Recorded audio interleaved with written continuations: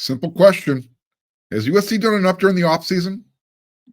You are Locked On Trojans, your daily podcast on the USC Trojans, part of the Locked On Podcast Network, your team every day.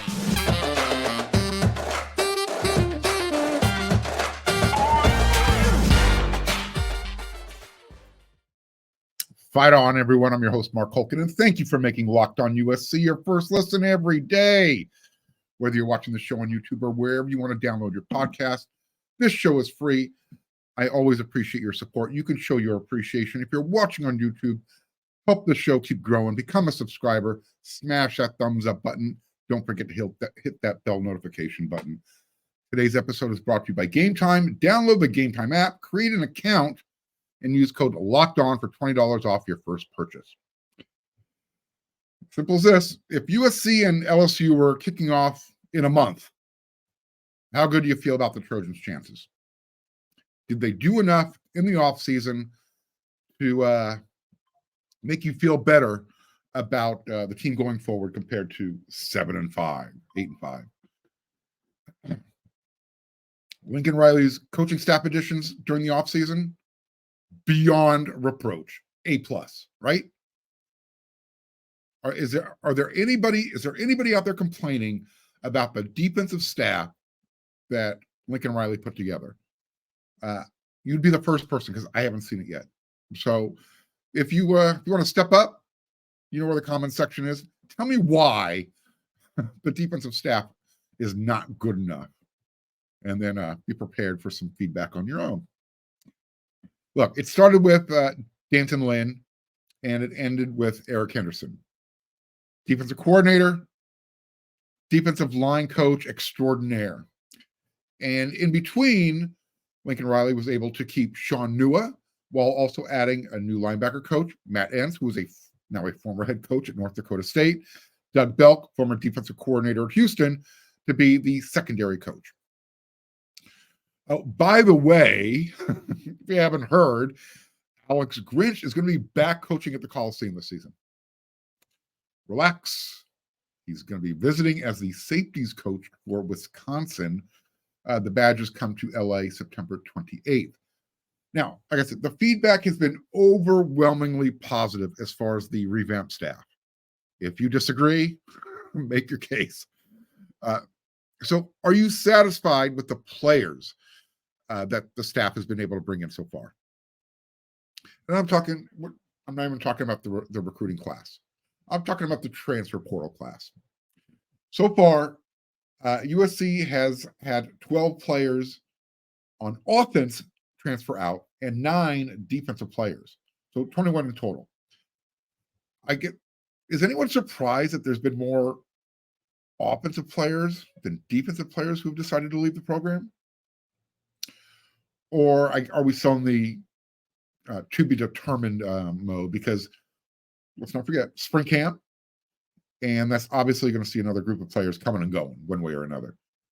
So this is who's coming in so far. This is what we know. And this was a specific need that was met. Don't forget, Holiday Bowl, USC had 2 scholarship quarterbacks, Miller Moss and Jake Jensen. So they added Jaden Mayava. USC got over on Georgia and won that bidding war. So that was a huge need pickup. So now you got Miller Moss, Jake Jensen, Jaden Mayava. Can Coach Riley convince one more quarterback to come in with, don't forget now, you got Juju Lewis casting a really long shadow off in the distance for 2025. I guess what I'm saying is, if he can get a 4th quarterback to come in on scholarship, what level quarterback are you anticipating, right? I think we should be content with Moss, Jensen, Mayava, and then you still have the walk-on Gage Roy. USC actually needs some depth at wide receiver. Mario Williams, Dorian Singer, Michael Jackson III. They're hightailed out of town. So I think USC has gone about this the right way. Very prudent, very frugal. Instead of overspending on an Evan Stewart, a 5-star talent that left Texas A&M. They allowed Oregon to do that. USC did their homework and went out and got Jaden Richardson. He's a transfer from Division III Tufts University. He's an All-American, though. 6'2", 215 pounds, 210 pounds. They needed another, figure quotes, big type of wide receiver with experience to go along with Kyron Hudson. Jaden brings that type of experience. And again, he was an All-American at the Division III level. USC wasn't the only Division V, Power 5 program looking at him. Cal was also interested. So, yay, USC. They were able to beat out Cal for a transfer. So, again, they're looking for depth at wide receiver. I think they're looking for at least one more. Don't forget, you've got Xavier Jordan coming in with the recruiting class. Miller Moss's top 4 targets are going to be the super sophomores. So, again, you're looking for experience coming out of the transfer portal, not just a wide receiver. And I think that's one of the reasons why they didn't go after Evan Stewart. Not to mention the NIL asking price. Is former Mississippi State running back Jaquavius Marks, is he going to be able to step into Austin Jones or Marshawn Lloyd's shoes and just, kind of help Quentin Joyner and Marion Peterson, and don't forget, you got another freshman, Brian Jackson. So 4 running backs, is that enough, or is that kind of light for a running back room? I'm thinking one more is necessary, just because that position gets injured so easily. Knock on wood, but we don't have to worry about that in 2024. What does not stand out, I guess what does stand out, is on the offensive side of the ball. There's no offensive line transfer portal guys coming in. Emmanuel Prignon came in last year with Michael Tarquin and Jarrett Kingston. Kingston is moving on to the NFL. Michael Tarquin has transferred again to Oklahoma. So Emmanuel Prignon is the sole survivor on the transfer portal island. And if we want to be technical, USC is actually bringing in a long snapper, Hank Pepper, from Michigan State. So I think the thought is they were able to get Jonah Monheim to return for his senior year, which is huge, and hopefully a healthy Gino Quinones will be able to contribute. Maybe not at the beginning of fall camp, but sometime during the season. Remember, he had that knee surgery, so it's just a matter of him getting healthy, rehabbing, and not just getting the knee physically strong, but being ready to play with it upstairs as well. That's the biggest hurdle players have to get over, is that knowing that they're playing on something that was hurt, but it's not hurt anymore. That's the biggest obstacle.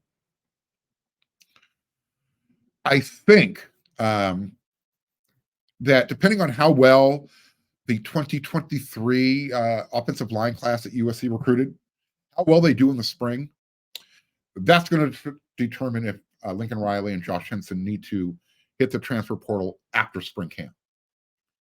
Maybe a veteran offensive tackle, if anything, could be added. But USC has brought in more on the defensive side of the ball than they have on offense so far.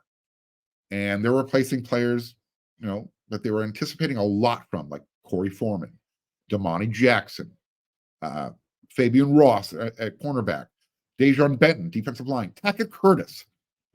They're gone. These guys who they brought in, they need to have an impact. Isaiah Rakes, defensive tackle from Texas A&M. And then you've got the other defensive lineman from Vanderbilt, Nate Clifton. They need to be ready to get their dog work in with Eric Henderson. Because right now, those are the 2 guys that USC is invested in through the transfer portal. So are we good there? How do you feel? What about a linebacker? I mean, Tackett Curtis started as a freshman played extensive minutes throughout the season. And yes, when Alex Grinch was relieved of his duties, his minutes declined. But he went, think about that, beginning of the year, he went from Captain America, the Destroyer, to now he's a Wisconsin Badger. He's hooking up with Alex Grinch again.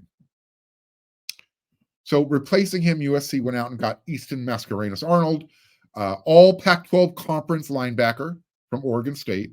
They brought in his brother from Oregon State as well, the safety, Achille Arnold. So I think this is where USC has been the most aggressive. I mentioned those 4 players so far that they brought in, but the secondary, Galen Center went out and said, all right, not just going to go get Achille Arnold, we're also going to go get 3 more defensive backs. He brought over John Humphrey and Kamari Ramsey, who he coached at UCLA. And then you have DeCarlos Nicholson, the cornerback, teammate of Woody Jaquavius Marks from Mississippi State. So you got 4 DBs right there. Is that enough?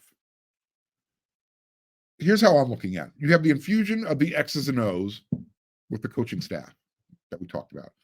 You met specific needs with the Jimmies and the Joes. Does that close the door? Or does USC still need more players out of the transfer portal? Let me know. I think the answer is, they still they could use 1 or 2 more players, maybe a third, specific needs. But again, if USC and LSU are kicking off in a month, how confident do you feel? Do you think USC's done enough to compete?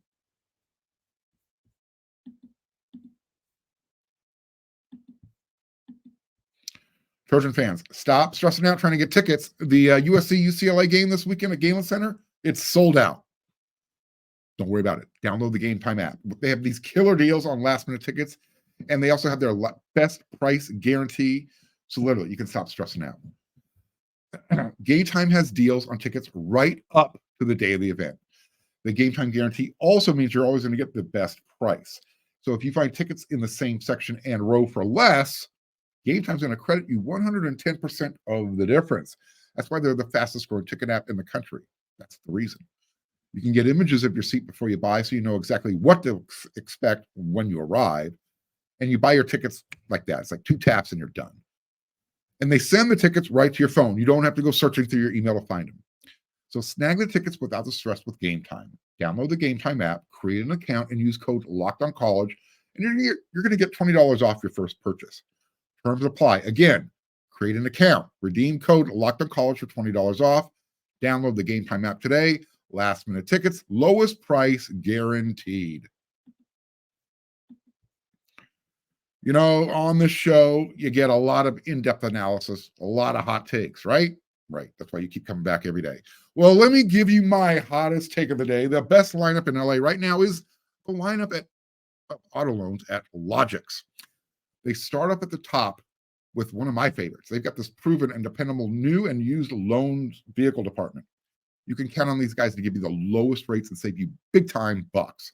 Next up, they've got their exciting new rookie sensation, their electric car vehicle loans team. And they also have some really super low rates and flexible payment terms. Rounding out the lineup, they've got their auto refinancing loans and lease buyout loans.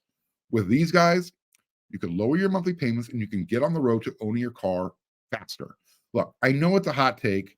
Seriously, no one can beat these guys over there at Logix. And let one of their amazing team members help you out.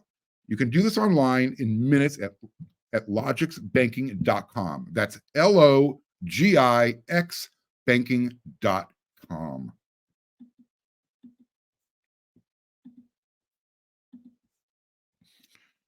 It's rivalry week. Beat the Bruins. The Crosstown Showdown. Look, on the ladies' side, it's over. They've already played 2 times. USC and UCLA each beat each other 1 time on their own home court.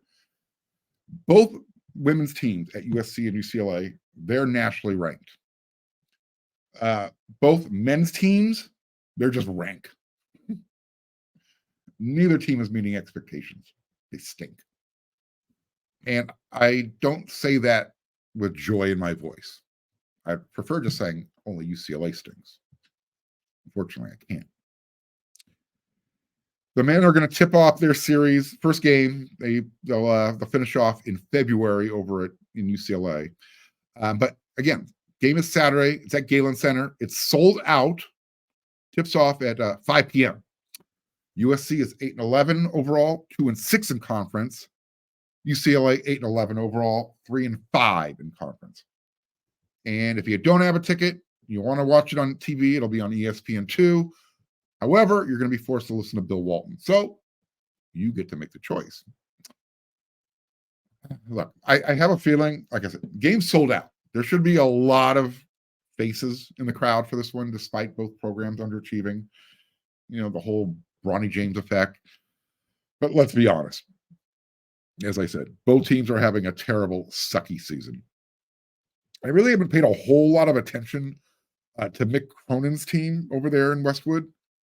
But I do know that Mick was so frustrated after one of their losses. He decided to just hang out in the locker room and chew his team out. And he sent one of his assistant coaches out there to deal with the press after a game. So at least Andy Enfield shows up when he's frustrated with his team's performance. And he's having just as equally of a tough of a season. As I mentioned, UCLA 8-11, 3-5. They're coming off a 77-71 loss to Arizona. Their leading scorer is a freshman. His name is Sebastian Mack. He leads the Bruins with a 14 points per game average, 13.9 to be precise. USC, they're coming into this game losers of 4 in a row. Their most recent game was an 82-67 loss to ASU. Look, maybe UCLA is just what the doctor ordered for USC. We know they've been dealing with injuries. However, and hopefully this bodes well for the Trojans. USC has won 6 out of their last 9 games with UCLA, including 5 consecutive at Galen Center. Let's make it 6 in a row. Some of USC's issues this season have been injuries. Some of them. We don't talk a lot of USC hoops on the show, but when we do, I brought up their issues. Injuries have been a part of it. Defense has been a part of it. Ball security. Well, as far as injuries are concerned, according to the USC website, these are their stats. Brandon Gardner has missed 18 games. Bronny James has missed 8 games. Boogie Ellis, 4 games. Isaiah Collier, the last 3. Joshua Morgan, 2. Vincent Uwachuku has missed 2. Kobe Johnson has missed 2. DJ Rodman has missed 1. So USC has had at least one projected starter missing in 7 of its 19 games. And in the last 3 games of USC's 15 starting assignments, 5 per game, USC has had 53% of its starters available, 8 out of 15. So does that affect chemistry and, developing as a team and getting better? Absolutely, without a doubt. I mean, just to kind of put that into context, when Boogie Ellis and Isaiah Collier are missing games together, that's 33 points sitting on the bench, 34 points, 35 points. Boogie's averaging 18.7, Isaiah 15.4. So with them, USC averages 78 points a game. Without them, 64 points. That matters. That's a lot of points to overcome when it's just sitting on the bench. I talked about it before. Most of their issues, as far as I'm concerned, from these untrained eyes, it's been on the defensive effort. That's what has let the team down. And it's because when they're struggling on offense, it's showing up on the defensive side of the ball. That effort isn't showing up consistently. The Bruins are coming off a loss, but they're 2-1 in their last 3 games, so I guess they have a little bit of momentum. When the Bruins do decide to play defense, they're pretty good. Out of their 19 games, the team has held their opponents to 65 points. or less. And in 10 of those games, their record is 7-3. So something to kind of, put in the stat book, keep an eye on. If it's a low-scoring game, it probably favors UCLA.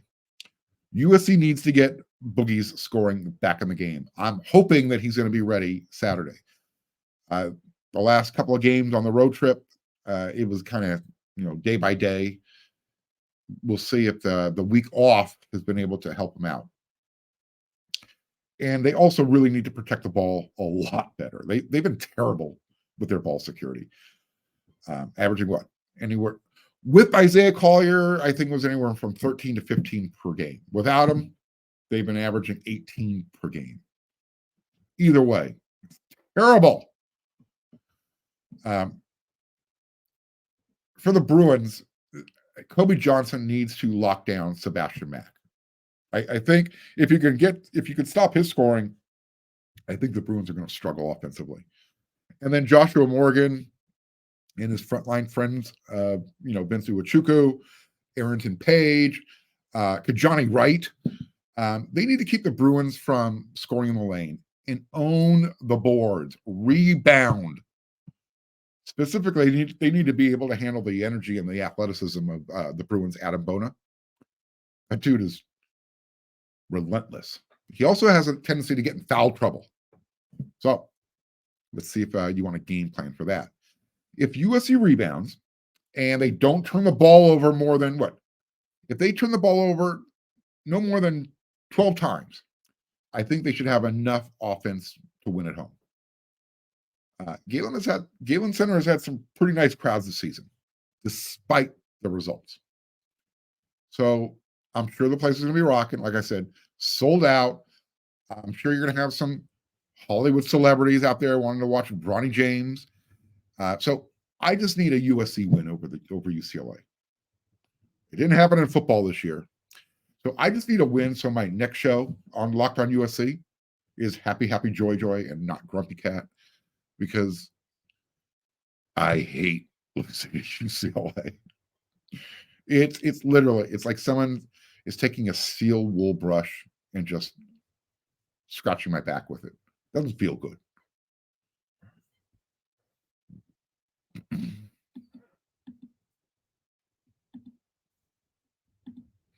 The NFL regular season is almost over. Well, the regular season is over. The playoffs are almost over.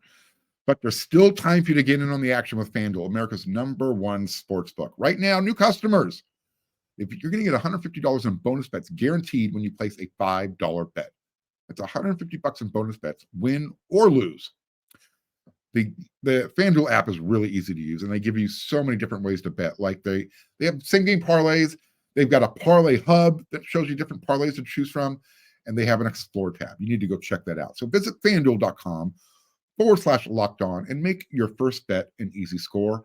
FanDuel, an official partner of the NFL.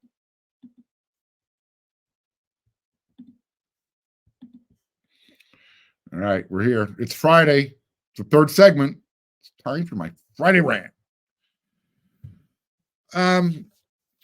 Who wants to fight me over this? Who wants to get in a fight over the top 10 quarterback wide receiver combinations in 2024? This is a hill I'm willing to die on. That Miller Moss belongs in this conversation. I'm not disputing that there are quarterbacks that are more experienced than Miller Moss, and some that are considered more talented. No dispute. But when you start adding in the wide receiver part of the combination, this is where I think things get a little murky, and I get a little salty. I saw a list that someone, an entity, I don't know, they put together, and I literally almost spit my drink when I was reading this. I was like, what? Can't be serious.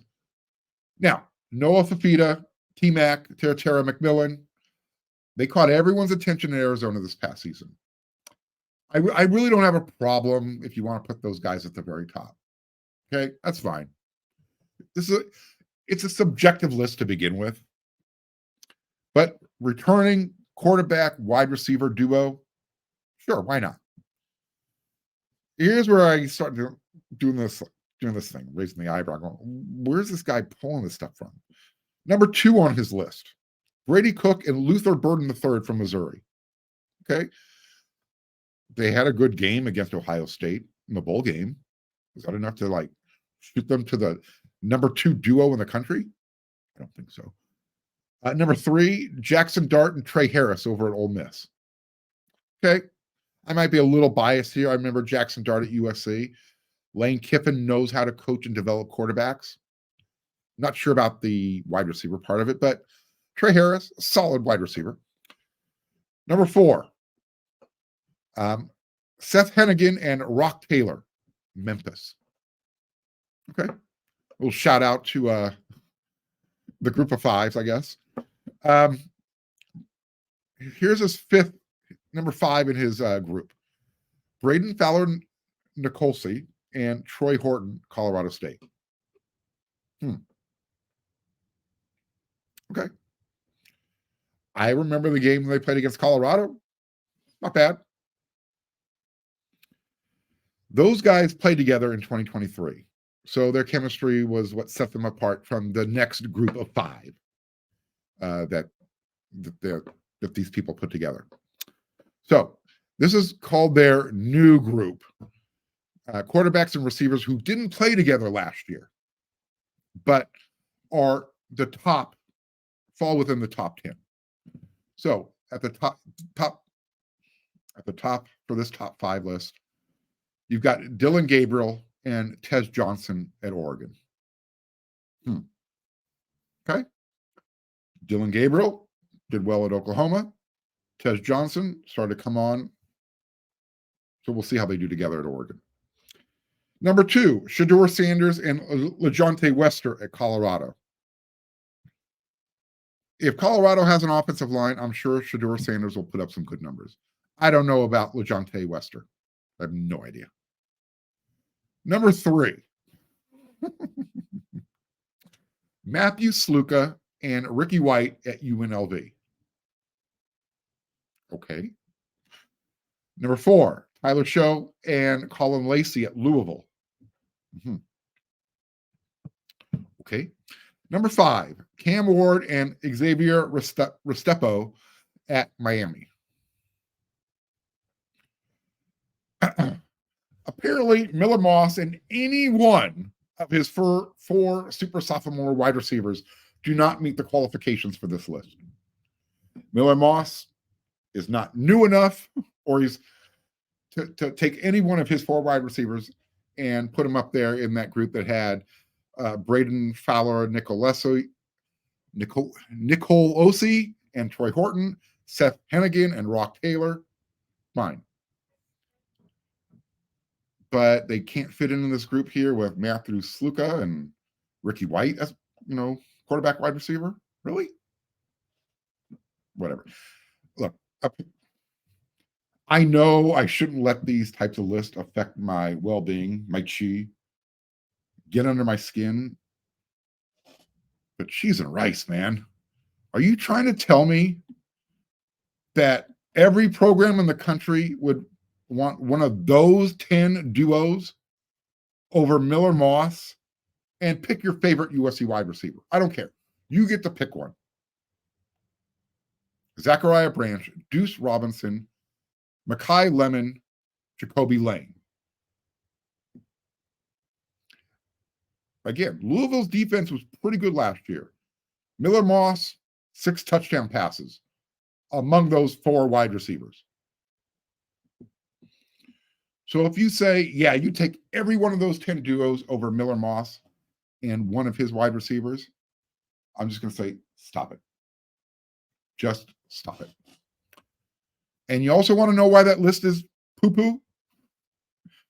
Will Howard and any of the Buckeye wide receivers should qualify for that new quarterback wide receiver duo category. That's why that list is boo-bo. Yeah, no bueno.